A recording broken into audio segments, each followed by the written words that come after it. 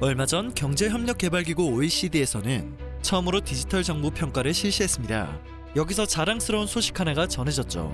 33개국을 대상으로 실시한 평가에서 한국이 종합지수 1위를 기록한 것입니다. OECD 2019 공공데이터 개방지수 1위, 2020 UN 온라인 참여지수 1위, 디지털 전환국가 순위 1위 등을 차지하며 연이은 쾌거를 이루고 있는 것인데요.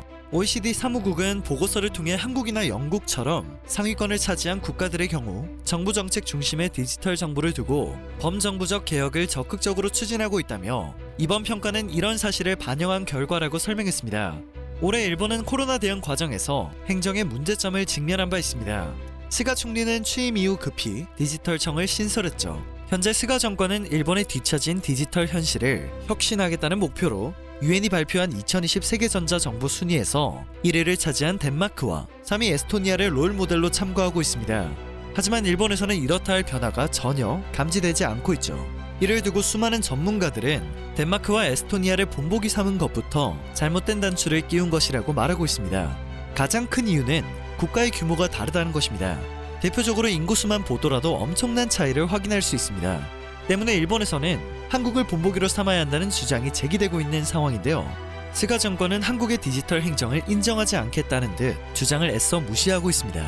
그러거나 말거나 한국은 보란듯이 디지털 정부 역량을 각국에 공유하며 영향력을 펼쳤습니다.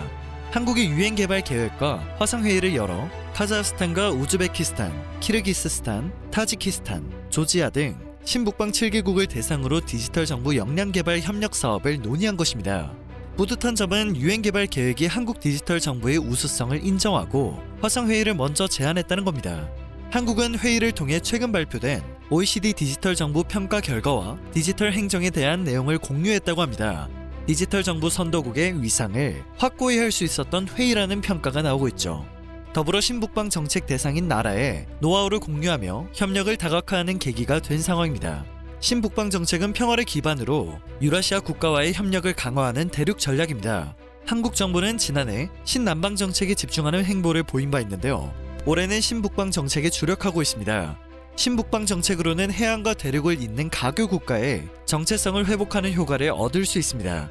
또 신북방 대상 국가는 거대 시장과 풍부한 자원 등으로 높은 성장 잠재력을 보유하고 있죠. 에너지 수요가 많고 산업이 발달한 우리나라와 상호보완적 경제 구조를 갖고 있는 것입니다. 이 정책을 통한 연계와 밀접한 협력 관계를 잘 구축하면 엄청난 시너지 효과를 기대할 수 있겠죠. 이번에 개최된 디지털 정부 화상회의도 좀 더 밀접한 협력 관계를 구축하는 과정이라고 볼 수 있습니다. 상호보완적 경제 구조를 갖는다는 말을 쉽게 할 수 있는 하나의 사례는 최근 한국수자원공사가 유럽을 제치고 우즈벡에 물기술을 수출하게 된 것입니다. 한국이 우즈베키스탄 정부가 발주하는 물 공급시설 개선공사에 대한 실질적 기술 컨설팅을 제공하게 된 것이죠. 사업 지역은 상수도 보급률이 낮아 식수 문제를 겪고 있는 지역으로 아시아개발은행의 중점 사업 지역 중 한 곳으로 꼽혀왔습니다. 때문에 입찰 과정에서 경쟁률이 높을 수밖에 없었죠. 그동안에는 프랑스와 독일, 스페인 등 유수의 유럽 국가 기업이 강세를 보였었지만 우즈베키스탄은 한국수자원공사를 선택했습니다. 수주는 신북방 정책 국가로의 물산업 진출을 위한 정부의 정책 지원이 결실을 맺은 사례였죠.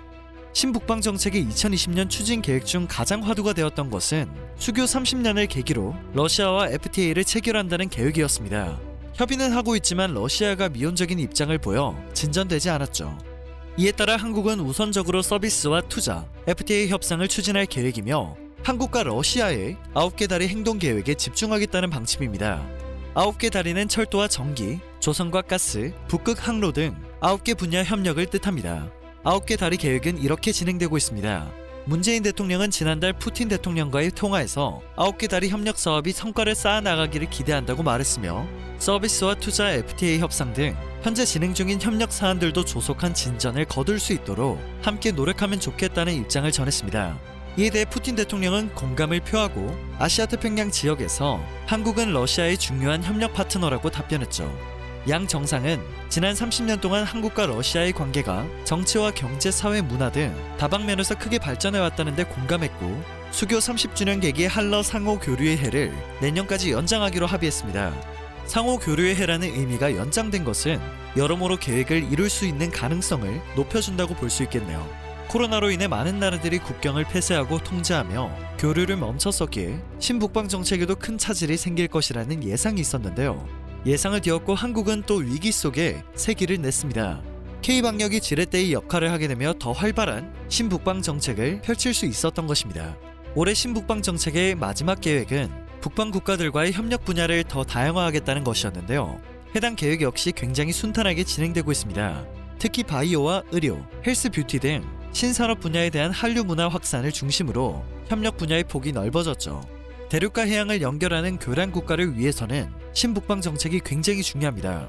교란 국가는 대륙과 해양 국가 간 물류나 운송업을 중개할 수 있다는 점에서 엄청난 경제적 이익을 갖게 되죠. 우리나라가 지금처럼 융통성 있게 정책 기조와 방향을 조정해 앞으로도 끈끈한 협력 관계를 만들어 나갈 수 있을 것이라 믿어 의심치 않습니다. 오늘 전해드릴 소식은 여기까지입니다. 내일 새롭고 유익한 뉴스로 찾아뵙겠습니다. 감사합니다.